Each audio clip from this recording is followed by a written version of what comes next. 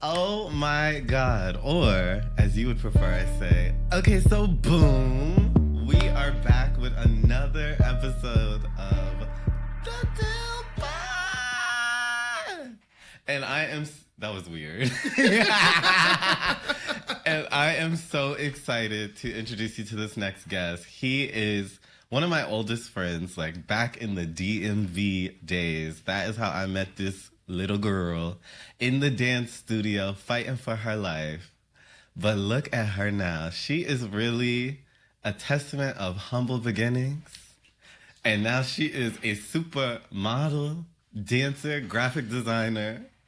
Let me read the bio, girl. I got excited. Also, the creator of this gorgeous logo that may get a little update. Absolutely. Not absolutely. But this next person's name is Thaddeus Coates, also known as Hippy Potter, is a New York-based digital artist who creates bright and thought-provoking illustrations centered around, this is a lot of words, girl, amplifying Black voices while also focusing on diverse representation, Black queer joy, and other important topics. Using vibrant technicolor, gay, hues, and expressive shapes, his inspiring compositions simultaneously evoke powerful and playful emotions. You powerful, that's you. I would describe you that way. A common thread of optimism runs throughout his work, creating empowering and personal moments between the artist and his viewers, blending the aesthetics of 80s era Japanese city pop, whatever that means, and future funk with the spirit of 90s era cartoons. Girl, these is some verbose ass sentences. Thaddeus has shaped his own style of illustration that is filled with energy and personality. Everyone, welcome to the pod, Thaddeus Coates, aka Hippy Potter. Thank you so much for having me. Don't be trying to act all cool and bashful all of a sudden. Girl, we choreographed the glasses removal before the camera started. We said there's a glare, but we can still show off the glasses. Absolutely. So show everyone the glasses. Let's make sure. If you're not watching the video, you're only getting half the story. It's a look. They're my signature. Oh, now they're his signature. I love it. I love it. How are you feeling? How you doing? How's your pride?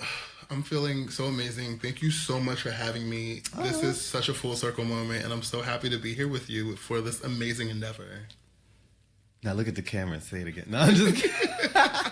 I am so excited to have you because we truly have known each other. You've known like so many different versions of me that I'm like, this conversation could really go so many different directions. Thaddeus and I used to FaceTime every single morning and talk about social media growth, marketing strategy. Like, we used to be going in, we really could teach a master class. I think we should. And, like, looking at us both now, it's like, dang, it kind of worked. Like, we really was having brainstorm sessions every morning. Then Thaddeus would go create some illustration. I would make the TikTok. Like, it was really, like, a whole thing.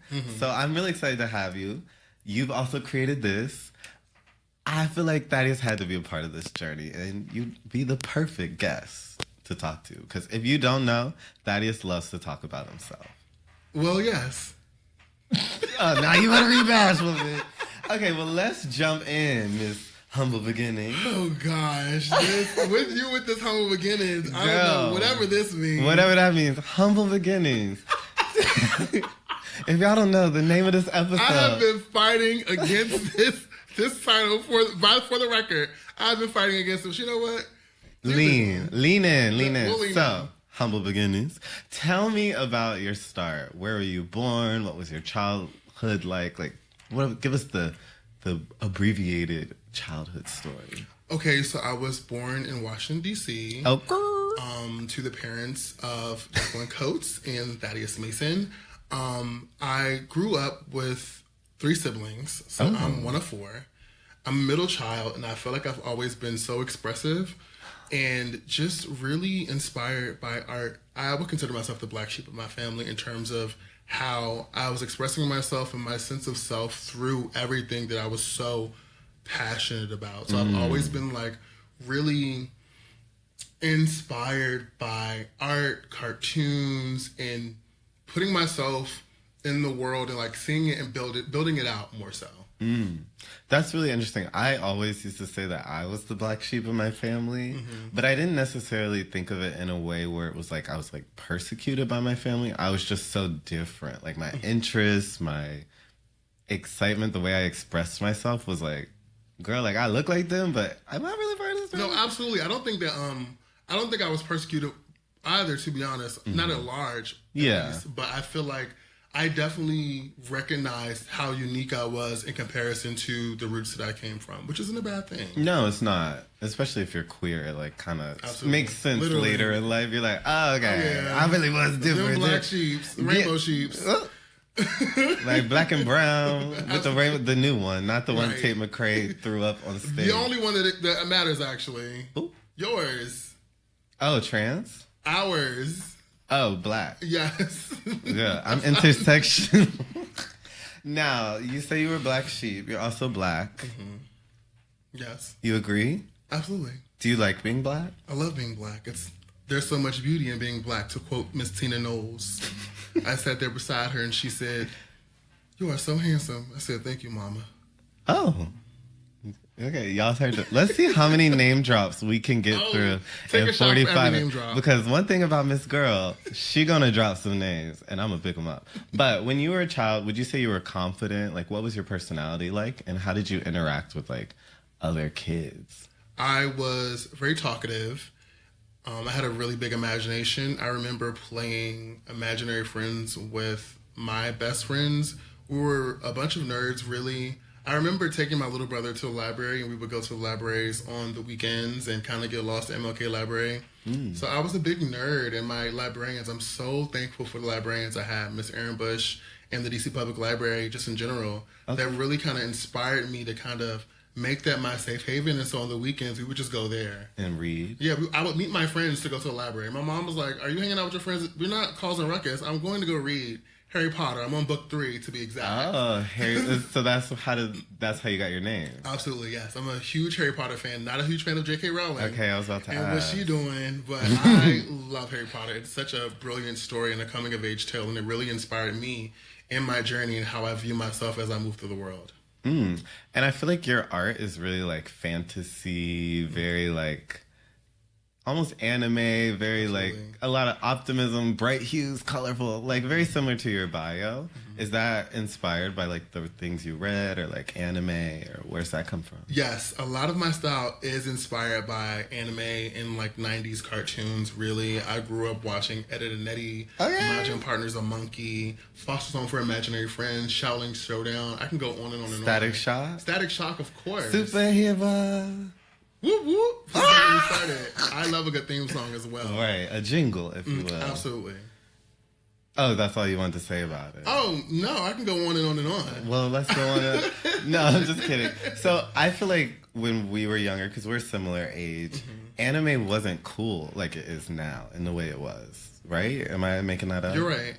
So was it like, because I've later found in life a lot of anime people were like super into it, but like you wouldn't know unless you were like a part of that community with them. Yeah, I feel like it was really coveted. I didn't understand how, I guess, unpopular it was until I got into high school. And me and my friends would meet in the morning because I was really like obsessed with Japanese culture. I was trying to learn Japanese so I can go over and go to college in Japan. I don't know. I had such a... No, was it Nicki Minaj? Well, kind of. well, yes. Let me get on track. She's a renaissaurist. The Hiroshima Barbie, I'm going to... Yeah. But no. So I would meet with my friends. They were all older than me. They were much older than me. Oh. But I was like... women. I was in 9th grade. Men, women, non-binary, presenting people. Okay. Really? In the 90s? Yes. Well, not in the 90s. I was in high school in the 90s. I was making sure you was paying attention. I wasn't. Okay, let me get back on track. Okay, Boom. sorry.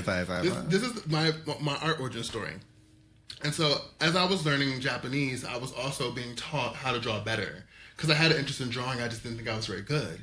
And so, they were studying things like Sailor Moon and like Studio Ghibli. And I was just learning from them. Actually, I'm still friends with them to this day, which is really crazy. Like, we all are still friends on social media. And I made a deviant art, and I would post my art on... I've been posting my art online forever when I come to think about it, but I would scan it in and draw it and try to, like, build a community of artists, of people who I didn't know, and learn from them, really. And how old were you when you were doing this? I can give, like, a grade. I was more so, like, I remember 6th grade being such a pivotal... Oh, you was young. Yeah, I remember being 6th grade being the thing. My English teacher, Mrs. O'Brien, asked me what I wanted to do when I grew up. And so I did a whole paper on Butch Hartman and the Fairly Odd Parents, and he went to, like, school in Valencia, like, arts college in California, and I was very obsessed with the world he was building out with Fairly Odd Parents. I was in 6th grade, and I was like, Mom, I'm going to school for cartoons. I need to be in the office. And I will never forget, I watched this interview. It was a late night show. I think it was like Conan O'Brien, or who was the other guy that was on at the time? Jay Leno. And they brought in the kid who played Dash in The Incredibles. And it was a kid, and I was so inspired by him being in the space that I wanted to be in. I was like, Mom, I could do this. He's literally my age. He's a boy. I'm a boy. We can do this. And there was a story about how they got Dash to sound like he was out of breath. They would make him run around Pixar Studios so that way he can feel like he's out of breath. And I thought that was so cool. And I was like, Of course they should have kids making cartoons. And that inspired me. That inspired you to want to be in the cartoon or create both. Cartoon?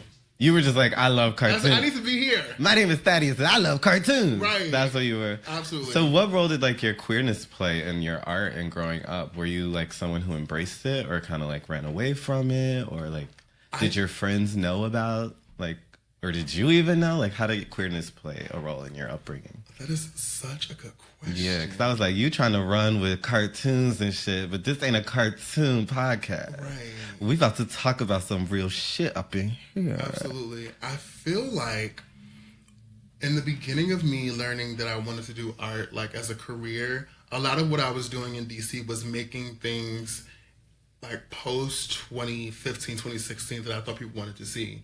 So the black art space was very oversaturated with, like, Afrofuturism, and it was a bunch of, like, black artists creating, like, these worlds, which also inspired me, like Janelle Monáe and all these other cool people. But it was also through the gaze of, like, black men. So a lot of the people and the women that I was drawing them because I was seeing other artists who were popular for that, drawing them. And it really didn't have a deep significance on me besides the fact that a black woman raised me. So everything that I did, I kind of just paid homage to the black women around me. And I really didn't start to put myself into my work until later on. And I was like, wow, I was making this work for so long that was still rooted in my blackness, but I feel like I was abandoning my queerness. Or you weren't, like, acknowledging it in your art. Yeah, because I would draw men too, but I feel like... Now it'd be gay. Yes. I know what you mean. Like, it's intentionally that way. It's like a way that you are allowed to do it now. Though. Do you know, like, I feel like a lot of the anime you mentioned are, like, things that I liked. Like, I used to like video games or, like, the girl characters or Sailor Moon. Absolutely. Always play with the girl. Did people think, like, did you ever get, like, called out or, like, was that ever a thing? Or it was just like, Thaddeus likes to be Sailor Moon? I don't think I ever liked to be Sailor Moon, but I do know that Not me projecting. I said, well, girl, kinda. I'm kind of giving, like... I was very flamboyant. I still am very flamboyant. And I love everything that... Not right. I said, clearly, we can see that or hear it. Burn the witch. That's what it's giving. You. Burn me. The witch. But no. So I feel like before. Where was I going with this? We were talking about Sailor Moon and like gender and how did people kind of question your sexuality around your interest in certain characters or shows? I think they more so questioned my my identity, my sexual identity. Basically how I presented myself and like the style that I had. Whereas it was so vastly different from where I came from. So I grew up in like Southeast DC. And so when everybody was like wearing like foam posits and like baggy jeans and like, you know, the scully caps to the back, I was like, I want these. I was working for the money I had too. I want these Vans. I want these striped socks. I was wearing bow ties from American Apparel, You were alternative. Vests. Yeah. Do you know what's funny is I wore like bow ties and like cardigans. That's what I'm saying. We're in the same lane. I used to wear blazers with the elbow pad. No, absolutely. And Tumblr was such a big influence on me. So in my mind, I found other people who related to me. So the people who in my community were kind of questioning me, I had a safe haven outside of them. So they weren't even my immediate thought. I was just thinking about, okay, my friend is wearing this day, we wearing this day, we all gonna come to school and match, and we're gonna take cool pictures. So it was like safety in number. Yeah. Absolutely. That's beautiful. And was that like a queerness thing, or were they just like, y'all were just the alternative alt? I think it was an alt thing, but I think I found my queerness through the alt scene, as most of us do. That's gonna be a good sound. As most of us do.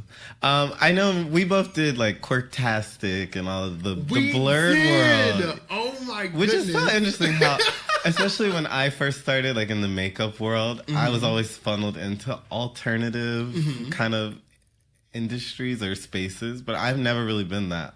I think I've become more alternative. But back then, like when I first moved here and stuff, I was not like... Oh, you were definitely alternative. Oh, okay. You're right. I've always been like, oh. I have a picture of you in American Eagle of us sitting there, and I'm like, we are just so out of place. You're right. I do love like a dramatic blood. I think I've actually softened up, girl. Word. Now, Thaddeus, you are, and I wrote this, a Renaissance man of sorts. So I don't know if you know about Thaddeus, but you're graphic designer, dancer. That's actually how we met. You didn't make the team, but you made another team. And you won. Oh, you don't want to... Was that too real? What was real? Your humble beginnings. Oh, I was a part of Culture Shock Company. You were... Okay. The Culture Shock Company. The Culture Shock Company. Culture Shock is made up of 4 or 5 different branches. This is not an episode about Culture Shock. But we met in D.C. through dance. I was a collegiate dancer. You were also a collegiate dancer. I was just dancing. Okay, you were just dancing. Excuse me. I ran a team for University of Maryland, and you were on a Culture Shock team, and then later another team for University of Maryland. Absolutely. So this is even before, like, when did you start dancing? You've been dancing, you've been modeling, which we'll get to. You've been an artist since, what, middle school? When did dance jump in? Because that's also kind of alternative for a black man to do. Absolutely. I think You Got Served. I think it was 2003. That's when I was born. Like, that's when the dancer in me was born. It was really crazy how it happened. I can remember the moment. When I seen You Got Served in movie theaters with my cousins, I said, oh, I'm definitely on this. I'm definitely on this. And then people don't talk about the renaissance of dance that it had. I feel like it was such an amazing growth. It got me bad. Really? Yes. After You Got Served came out, Honey came out. Then after that, Stomp the Yard. ABDC started. Oh, girl. I was already watching Lil Mama dance. I was already watching that show, and I was like, this is good. And I would be in the living room, and when Kat Deely would say the names, I would just imagine her saying my name, Thaddeus, and just sprint to the floor. In a split. Absolutely. Leg to the ceiling. Yeah, absolutely. Well, you know, your legs do stay to the ceiling. Who said that? But we will get there. So that's how you got into dance, and then you started with like Future Shock, right? Which was like the youth company at Culture Shock. At large. We'll get to the at large later. Yeah. You are so funny. One of the things that I've been really interested in when I was kind of like reflecting on like our relationship and your journey is, have you ever been someone who deals with imposter syndrome? Like, I feel like you are in a lot of spaces where it may not be conventional for you to be there, thinking about like modeling or even dance. Like, you're what, 6'5"? 6'6". 6'6". 6'6". Are you single? Currently, yes. Currently single, 6'6". What do you look for in a suitor? We'll discuss that a little later after the break. Okay. Well, we're not going to take the break now because it's the Doe pod and not the Hippy pod. That's cute! And just like that, it was born. You remember Wendy Williams? You're on my show. Absolutely. What was I saying, girl? Now I don't forgot. You got. Oh, you were asking me about imposter syndrome. Yes. Have you experienced it, and how do you navigate that? I think a lot of people could benefit from that. I think imposter syndrome is such a interesting phenomenon, and I'm pretty sure that I've experienced it before. I just push past it. and I'm an Aries. I'm very strong-willed, and I feel like every space that I'm in, I'm meant to be in for some strange reason, or from some reason that is meant to be. And so, in any space that I go in, if you work hard enough, you deserve to be there. And I put in the work. So I'll never any space that I'm in. People contact me, any collab I've gotten, anything that I'm the face of, I'm there because I deserve to be there. And I feel like if you belong. You belong. Mm-hmm. But you didn't always feel that way, right? I did. You really did. I did, which is crazy. So even when you were like a child, you were just like, yeah. Actually, honestly, knowing you, I've never seen you be uncomfortable. Actually, I was over here about to challenge this bitch. And I said, honestly, when I moved to New York, I often either went places with you or invited you to places because you like gave me a sense of like confidence, like just being like a new person in this city. You, even if we didn't really know people, we would walk in like, but I don't necessarily have that alone all the time. So you were like a really important person for me because I remember like we used to hang out like we was at the Fluid Project every time they called, we were there. We were the face. I actually did a campaign for them. They messed up a little something for me on the back end, but I was supposed to do the Levi's. I couldn't do Levi's because I did Fluid. I said, what? They didn't tell me that. And I actually would have rather did Levi's. Because she is spilling tea. It's old, tired, cold tea because they don't...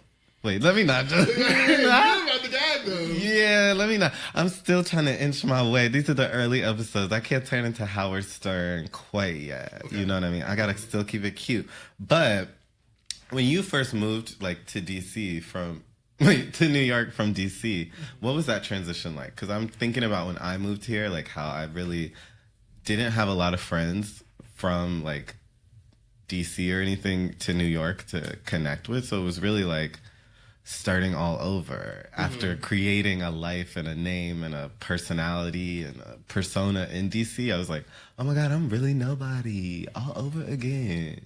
But it challenged me and I started making videos and doing makeup and you know what I mean? Because I didn't have that life. What was that transition like for you? When I came to New York, I came to New York because I got into FIT. Okay, clock it. So once I got into FIT, I was like, okay, great. I'm really good at making friends or just like being in new places in terms of like, no, I'm just saying, oh my gosh. I'm saying that because I always leave with what I know and I always leave with my heart and I always have really great intentions in terms of any space that I go into. And I think... Where does that come from? I think it's a strong sense of self. But where do you know where you got that? My dad. My dad, for sure. He's very confident? Yeah. He passed away in 2013. Ooh, I'm sorry. No, it's okay. But he was such a silly, goofy, big man, and I am the same way. Yeah. And I feel like because he was so into his years of like doing that and making me feel like I can be like a black boy and have fun and just like be cool. Like he had like 4 kids, and he was just the coolest dad ever. And was he an artist too, or? No, he was really cool. He was a construction worker. No, he was cool. He was cool. He was like a construction worker. He had like the best shoe collection. And yeah, we would watch cartoons together too. And that's the thing. Oh. Wow, I just had like a little circle the connection. Moment. Yes. But yeah, he was why I have my strong sense of self. And I feel like I had a black man in my life who was letting me express myself and loved me through everything that I was, even because I'm pretty sure I'm not newly flamboyant. I've always been this way. And I think it's so beautiful because I never made that connection until just now too. It's probably my dad for sure. And I have his name. So I'm like, I am an extension and reflection of like the things that he instilled in me while he was here. Yeah. And I think that's why whenever I walk into a room, when I came to FIT, and also he knew how to work a room too. He's a Sagittarius. And I watched him work a room, and it was just so inspiring to see him be so confident through the spaces he moved in. And I know what I'm good at doing. If they put on music and I'm dancing, I'm going to dance. You are. We used to do. That's what I'm saying. We get down. We would win people over just because we didn't care what we were not playing. And we're the still social. Like that. We go to the drag race. We find each other. We find a DJ, and we have a good time. But I think in the same way your dad did that for you, you did that for me in a lot of ways. Because I think people see me as like this like super confident person, but you know I've like crashed out on you, like, girl, you not here yet? Yeah. I have anxiety. I'm about to go home. I remember that being a very big, that's a really big thing. Okay. But, like, it is, I don't have, that's why I'm like, well, where does it come from? Because, like, for me, confidence a lot of times, I've grown there, like, I've gotten there now, but especially when we were, like, really hanging out a lot, it was, like, something I was faking or, like, channeling through the people around me. So, like, you were such a... If you were not in New York when I moved, I don't think I would be where I am. Does that make sense? Oh my gosh, I never knew that. Because you allowed me to, like, go out and be a socialite and talk to people and just, like, really show myself because you affirmed me. Like, you... The same way your dad has that energy, it, like, infects people like me and gives us, like, the energy to do that. And I think, like, your optimism and, like, places like how you use your TikTok is, like, such a beautiful way of showing that. And honestly, like, a homage to your parents. Yeah. Tell us about your mother. Now I'm curious. I'm like, now we getting somewhere. Tell me about your family. My mom is such an amazing woman. She's such a strong woman. Love her down. She literally is a foundational part of how I am, and how I care. And I feel like I think we teach each other a lot. Mm-hmm. And I feel like I've gotten to see her soften up into my queer, like me going on this journey of my queerness and, like, fully settling into how I am and how I show up in the world. Mm-hmm. And so even without the accolades and everything I've achieved, I feel like I can see her get a stronger sense of who I am, and it gives her even more confidence into herself. And I feel like she's always bragging about me. She always tells me that, and I'm so much more inclined to spend more time with her because I feel like we understand each other a lot better now. It was never a barrier, but also I feel like a lot of me being hyper independent was because outside of my dad on the weekends, I didn't know, like, she was dealing with, like, 3 other people in the house. Like, it was just a lot. Mm-hmm. And so I'm like... You're a middle child. Yeah. So I was like, making sure I was a good big brother to my little sister and my little brother, and also just being present with them and, like, still trying to give them that sense of joy and imagination in the midst of everything that was going on because my parents had split up. And so we were, like, over my dad's house for the weekends, and then not all the time. I remember being so heartbroken when I wasn't able to see my dad, which is crazy. Maybe I worked through some separation anxiety too. Maybe that's what it was, because it was real bad for me. And also my mom and him had this dynamic too, where she would, like, know when he was going to, like, take us for the weekends and know when he wasn't. But I think my mom at the time didn't understand the love that I had for him, because she would be like, well, he doesn't come through for you all the time, and you still love him. And I come for you all the time. I come through for you all the time, and you be like, girl, what? But also a lot of that was, I feel like she seen that I was very self-sufficient at a young age, so a lot of extra pouring in she had to do, she felt like she didn't have to do it because she was trying to manage 4 kids. Right, which is a job. Where was your mom in her family's, like, order of... Youngest girl. Youngest and only girl. Hello. Oh, so the baby. Hello. Spoiled. Yes. My mom was in the middle, and so a lot of what you're saying, which is, like, kind of the words you're saying, almost like neglected, like overlooked. That's kind of what I felt, and my mom would even say, like, yeah, I kind of went through that, and yeah, we kind of do that to you too. And I'm like, girl, how you perpetuating what you knew was the issue and gave you a complex, and now, but it's like a weird thing where people, like, know something causes something, and instead of, like, fixing it, they're still, like, perpetuating it. But I still love her down. Like, no, absolutely, I love my mom too. Down. Love you. But it is, like, a lesson of, like, why didn't we learn from this? And, like, know that even if you are the strong one in the family or the self-sufficient, because I'm super independent and self-sufficient, but it still is, like, I would love an offer to help or, like... No, absolutely. You know, like, I can go weeks without talking to my family. To be honest, like, not a good thing, but it's almost, like, out of sight, out of mind. Like, it's not like I have negative feelings, but when you are, like, the black sheep or, like, it becomes easy to just, like, be in your own world. And so something I'm working on is being really open and communicative with my parents. Like, now when I do talk to them, like, sometimes they want to talk about grass and golf. And I'm like, if you're going to take 2 hours of my time, tell me about your love life, because my parents are recently divorced or divorced. I don't know. They're going through something. I don't know if it's all their business on my podcast, but they're going through their own thing, and so they have their own, like, social journeys. And I'm like, tell me about that. Like, I think, like, parents have this thing where they're trying to, like, hide their lives from their kids, and then I'm like, I'm kind of doing the same thing. And I'm like, can we all just like be honest? Opposite for me. My mom's thing, I get a little bit of that, but my mom is so... I'm the one she calls when she's going through with all my other siblings. And so I kind of have been the role of like the mediator now. See, I'm that too.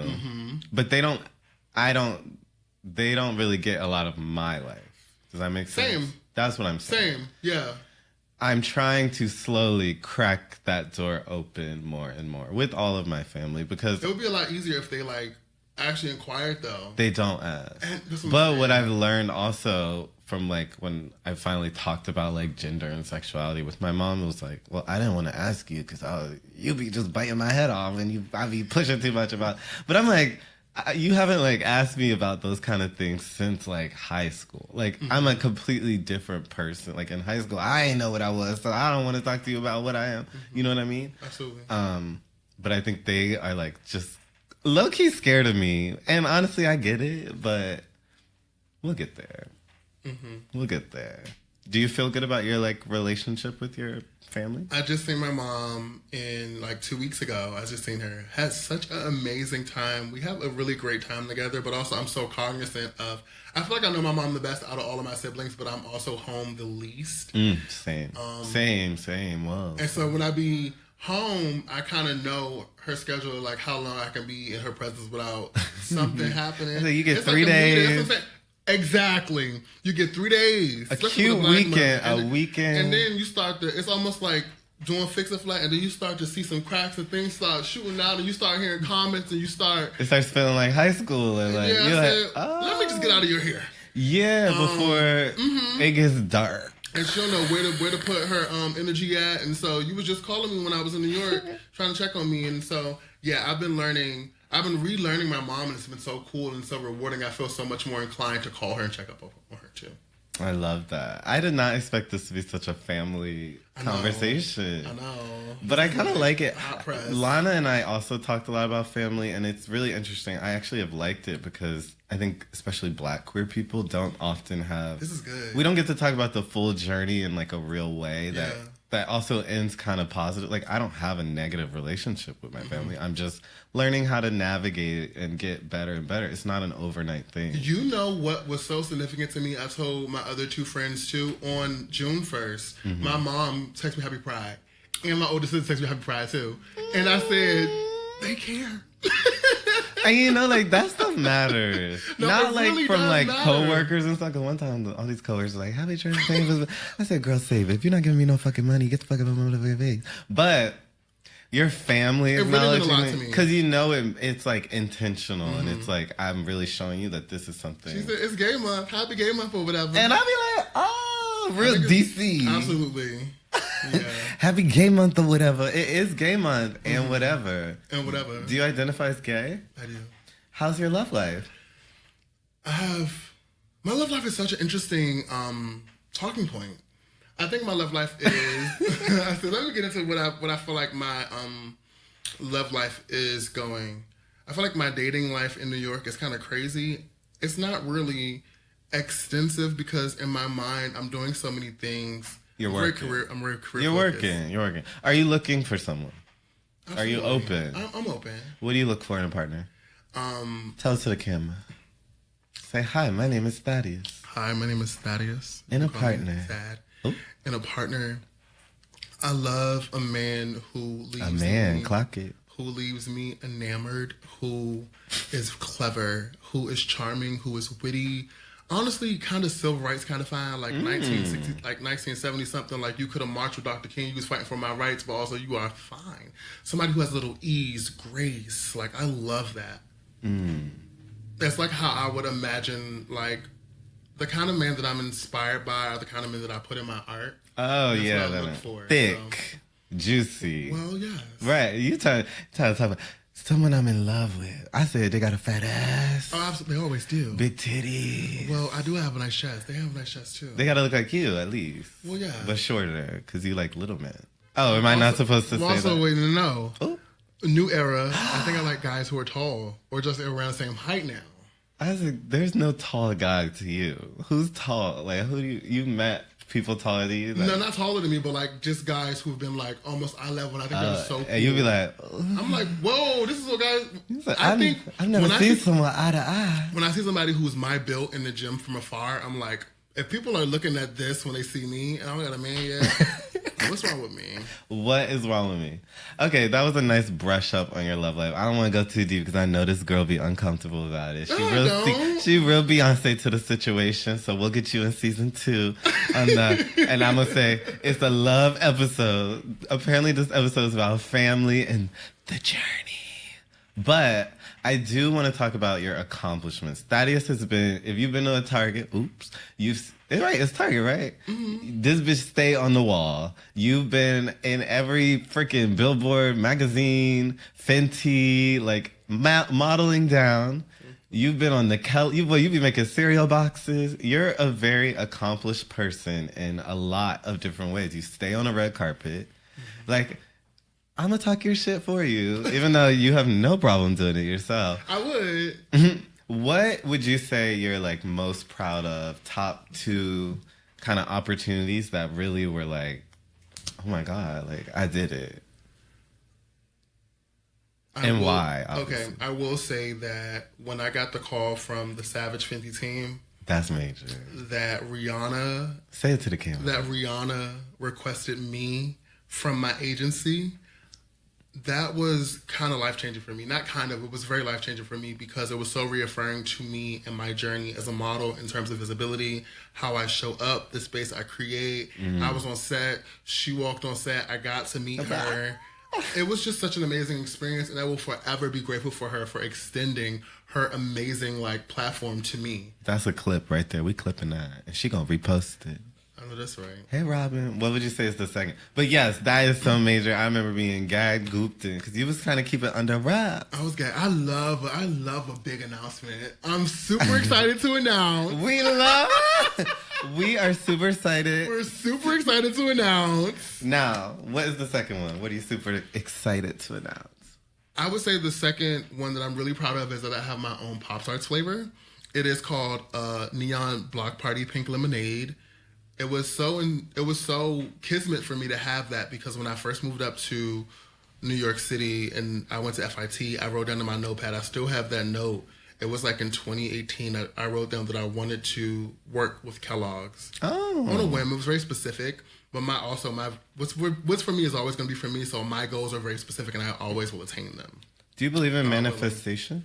Big into that. I know you do. That's big why into that. How do you, because I feel like you are someone who's very open about what you want. Like you say it, at least when we talk, you're like, I want to do this. I want to do, and then you really kind of make it happen. How did you get into that? And why are you so good at it, bitch? You don't even know. I think when I realized that I'm powerful.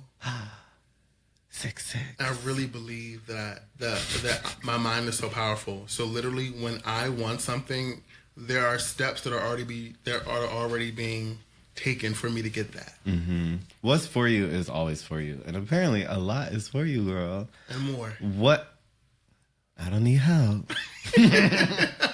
What do you want to, in the spirit of manifestation, don't tell us what you have coming down the pipeline, but like what are like 5 things you would want next? Because you've literally done everything in every freaking industry. Like, I think I'm the type, we're both kind of like that. Mm-hmm. But I'm like, you making Pop-tarts, girl. Like, it's crazy. What is the next thing? What do you want to do?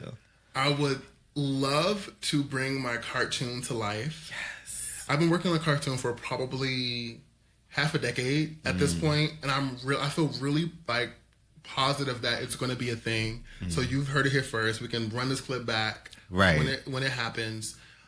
How can we support that? If you can connect me to the girls I need to be connected with, the networks, the emails, send them my stuff, tell them I'm ready to work. I have the whole pitch Bible. I've had a pitch Bible. I've had it.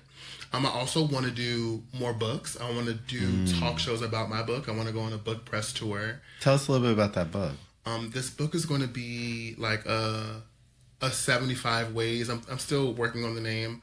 Probably 75 or like 98 ways to stay creative. It's going to be like a self-help, like optimism book that kind of encourages playtime and imagination, but for adults. And I think that's what really has helped me achieve the things I love. I feel like we accomplished so much when we were younger because there was no limit that we put on ourselves. And I feel like I still create from my 8-year-old self. And I think that's what really helps my work feel so grounded in youth and optimism, and people see a lot of joy, and it's very like cross-cultural. Joy is something that you can feel no matter where you're from and who you are, and I think that's really beautiful. Honestly, you're really good at that, because I even think back to like, what was it, the Black Lives Matter movement of it all, 2020. You were like a pivotal creator in. We kind of over it. We was capitalizing off of that shit. But I was for the people. You made like art that was still like timely and a part of the moment, but wasn't like traumatic or like it still has optimism or inspiration or education.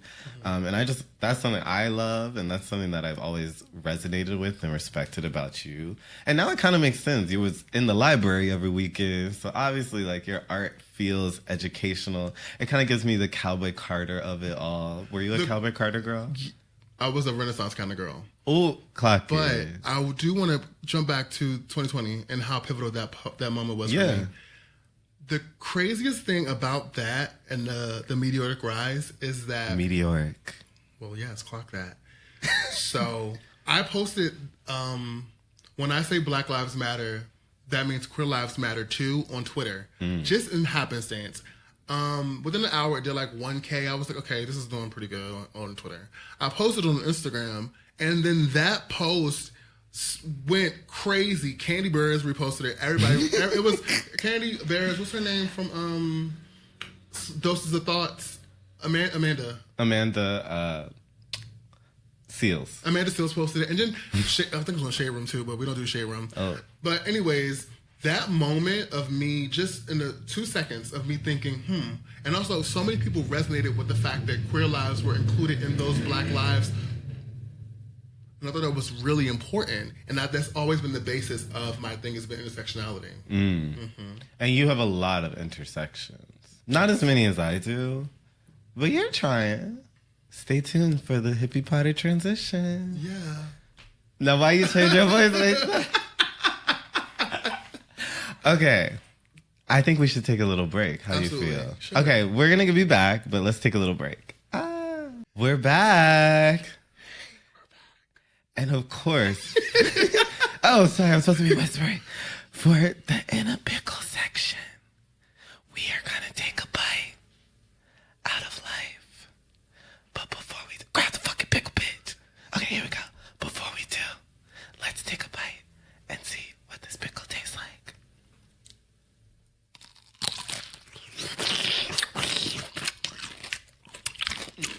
What do you think?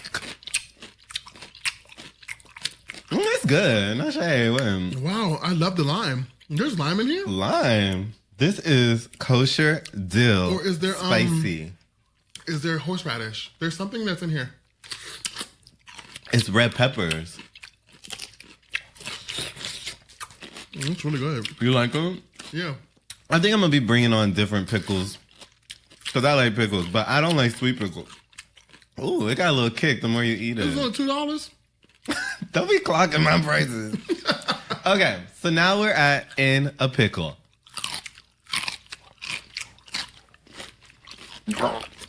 When I choke and die. No! Okay. No! In this section, I'm going to ask you, what has you in a pickle? So it could be like any sort of dilemma, any sort of cultural thing, like anything that is like, I don't understand this, I don't like this, it's getting on my nerves. You get what I'm saying? Absolutely. Do you want me to give you an example? Yes. Okay. My first one that I thought of just off the dome was divas who do not know how to schedule. So, don't ask me if I'm free for shit at the club. You know when you're out at like a party or something and people are trying to seriously book you for something or have like serious conversation at 3 a.m. and it's like loud music. I'd be like, girl, like, I cannot help you. Like, I don't know where my calendar is. I don't know what's going on. Like, don't ask me. We're supposed to be shaking ass and having fun. You know what I mean? Do you deal with that? You don't deal with that? Oh, okay. Maybe it's a drag thing. I was like, Okay, well, let me think of my second one. Shit. I guess I'll bring that one up with a drag queen. Okay, I've been on a healing journey. Have you been on a healing journey? Of course. And this has made me a lot more easygoing. You know, old school Deb Doe. Don't play. Hurricane Deb will Put it curse you down. out. Will da-da-da-da. Still will, actually. I think so too, but something about I feel like lately people they feel more comfortable to try me. Like it's almost like they know that like I'm trying to be nice. You know what I mean? Absolutely. And so I'm kind of in a pickle because I'm like, do I bring her back out? And does that make me unhealed? I don't think so. I think it's really healthy to make sure people respect your boundaries overall across the board. How do you do that? I make sure that my yeses are yeses and my no's are no's. That was deep. No, I'm quite...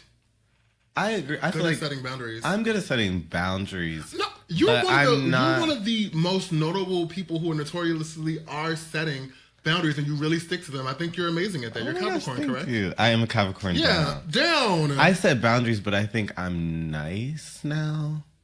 This is new. A little bit. I feel like I can be a little bit more of a pushover now in ways that I wasn't. I'm still like, I'm not staying out if I don't want to stay out, or I'm not going to that party if I want to go. Like, I still tell.